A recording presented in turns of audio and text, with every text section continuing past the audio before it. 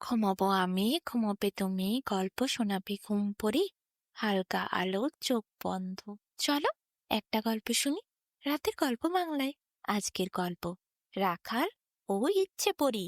এক গ্রামে এক রাখাল বসবাস করত। তার বাবা মা কেউ ছিল না। সে গ্রামের এক প্রান্তে একটি কুঠিরে একাই থাকত। কয়েকটি গরু ছিল তার। সে গরুগুলিকে ভোর ভোর মাঠে চড়াতে নিয়ে যেত। সেই মাঠের পাশেই একটি বিশাল বড় দিঘি ছিল। দিঘিটির নাম ছিল স্বর্ণদিঘি। স্বর্ণদিঘির নাম স্বর্ণদিঘি হওয়ার কারণ অবশ্য ছিল, ভোরের যখন সূর্যের আলো প্রথম এসে দিঘির ওপর পড়ত, যেন মনে হতো সোনার জল টলটল করছে। সূর্যের আলো দিঘির ওপর পড়ে সোনার মতো দেখতে লাগত। অপূর্ব সুন্দর সেই দিঘিটি ছিল। দুই পাড়ে ছিল নানা ধরনের ফুলের গাছ। সামনে ছিল সাদা ফুলের বাগান। সে এক মনোরম পরিবেশ। কেউ যদি সেই স্বর্ণদিঘির পাশে এসে বসত, সে আর উঠতেই পারত না। সেই মুগ্ধ পরিবেশ তাকে ভুলিয়ে দিত এই জগতের কথা। সবকিছু ভুলে সে শুধু সেই জায়গাতেই রয়ে যেত।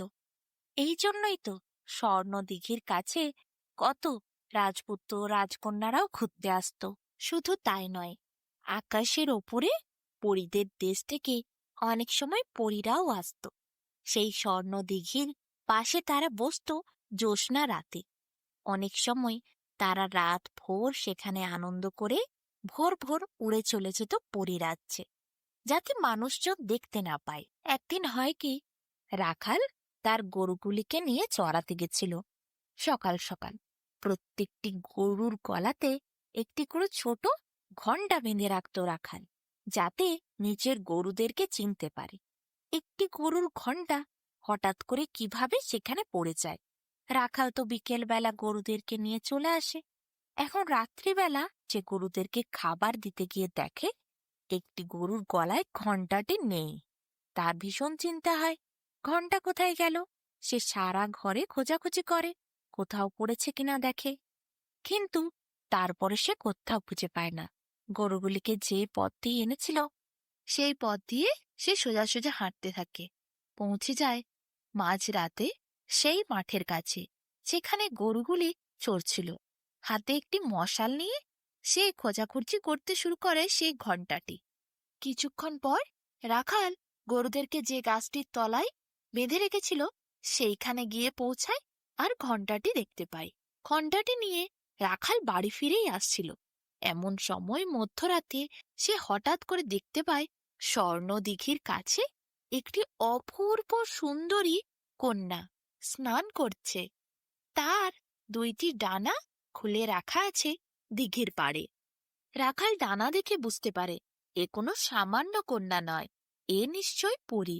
কারণ গ্রামের লোকেরা আগেও অনেক বলাবলি করেছে পরীরা নাকি আসে, রাজপুত্র রাজকন্যারাও নাকি আসে। তাহলে ডানা আছে যখন, তখন এ পরীই হবে। রাখাল লুকিয়ে লুকিয়ে মশাল নিভিয়ে স্বর্ণদিঘির দিকে এগোতে শুরু করে। সেখানে দেখে পরমা সুন্দরী মেয়েটি, সে নদীর জলে ছলছল করতে করতে স্নান করছে। কি আনন্দে নদীর জল ছেটাচ্ছে। রাখাল চুপি চুপি তার দুইটি ডানাকে লুকিয়ে লুকিয়ে নিয়ে নেয়। পরীটি বুঝতেও পারে না। পরী এরপর স্নান করে ওঠে। রাখাল সেখানেই বসেছিল। স্নান সেরে পরী ডানাটি পড়ে আবার আকাশের দিকে উড়ে যাবে। এমন সময় পরী ডানা খুঁজে পায় না। অনেক খোঁজাখুঁজির পরও ডানা সে দেখতে পায় না। রাখাল তখন পরীর সামনে এসে বলে, তুমি অপূর্ব সুন্দরী, তুমি নিশ্চয়ই পরীর দেশের পরী। পরী বলে, হ্যাঁ, আমি তো পরীর দেশের পরী, কিন্তু তুমি কে? রাখাল বলে, আমি একজন সামান্য রাখাল, এই গ্রামে থাকি। তোমার ডানা আমার কাছে আছে, আমিই নিয়েছি। কিন্তু আমি শুনেছি পরীরা নাকি সবার ইচ্ছে পূরণ করতে পারে। তাহলে আমার ইচ্ছে তুমি পূরণ করবে? যদি করো, আমি তোমায় ডানা ফেরত দিয়ে দেব। পরী বলে, তাহলে বলো তোমার ইচ্ছে কি? রাখাল বলে, আমার ইচ্ছে আমি অনেক ধনী হব, অনেক পয়সা হবে, আর আমার একটি সুন্দরী স্ত্রী হবে, যে পরমা সুন্দরী হবে তোমার মতো। পরী বলে, বেশ, তাহলে এই স্বর্ণদিঘির তীরে তোমাকে আমি ভীষণ বড় এক রাজত্ব বানিয়ে দিচ্ছি। এই রাজ্যের রাজা তুমিই হবে। রাখাল খুব খুশি হয়। পরী মুহূর্তের মধ্যে একটি ভীষণ বড় প্রাসাদ নির্মাণ করে দেয় স্বর্ণদিঘির তীরে। সেই প্রাসাদে কত দাস দাসী রয়েছে। প্রাসাদের থেকে একটি অপূর্ব সুন্দরী মেয়ে বেরিয়ে এসে পরীর সামনে এসে দাঁড়ায়। রাখাল বলে, এ কে? পরী বলে, তোমার হবু স্ত্রী। তোমার পছন্দ হয়েছে? রাখাল বলে, হ্যাঁ, তার হবু স্ত্রী অত্যন্ত সুন্দরী, খুব পছন্দ হয়েছে। পরী বলে, তোমার ইচ্ছে আমি পূরণ করছি। তোমায় আমি রাজপ্রাসাদ তৈরি করে দিয়েছি। এই স্বর্ণদিঘি আর আশেপাশের সব গ্রাম নিয়ে হবে তোমার রাজ্য। তুমি এই রাজ্যের আজ থেকে রাজা। তোমার ইচ্ছে আমি পূরণ করলাম, কিন্তু তোমাকে একটি কথা দিতে হবে আমায়। রাখাল বলে, কি কথা? পরী বলে, আকাশের দেশের থেকে অনেক পরীরাই এই স্বর্ণদিঘির কাছে আসে মনোরম পরিবেশ দেখতে, এখানে স্নান করতে। তুমি বা তোমার রাজ্যের কোনো লোকজন আর ভবিষ্যতে তাদের বিরক্ত করবে না।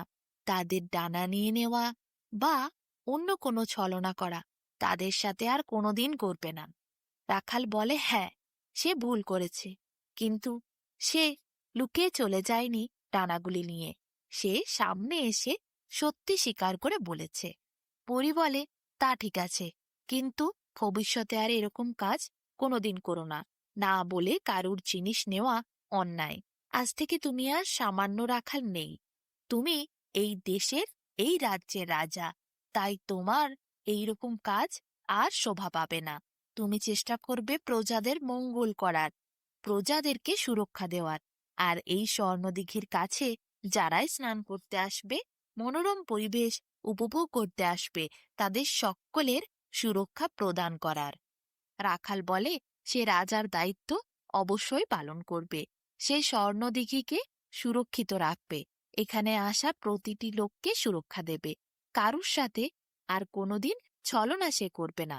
কাউকে না বলে কারুর জিনিসে হাতও কোনোদিন আর দেবে না। ইচ্ছে করি এতে খুব খুশি হয়। সে বলে, তাহলে এরপর আমি আকাশে যাই, তুমি রাজা হয়ে রাজত্ব করো।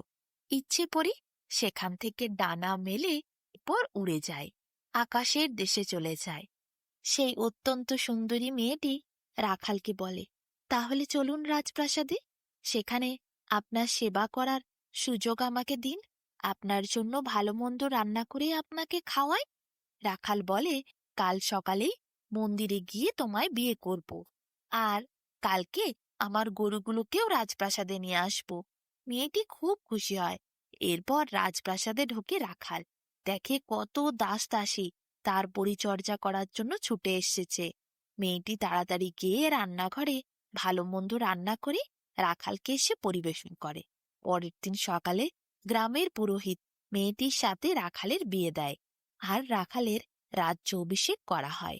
রাখালের পর সেই রাজ্যের নতুন রাজা হয়। রাখাল অবশ্য তার গরুগুলোকেও পুরনো বাড়ির থেকে রাজপ্রাসাদের নবনির্মিত গোয়ালে এনে রাখে। তার গরুগুলোকে সে আজও খুব যত্ন করে। রাখাল এখন মস্ত বড় রাজা। আর তাই তো রাখালের রাজ্যে সবাই এখন সুখী প্রজা।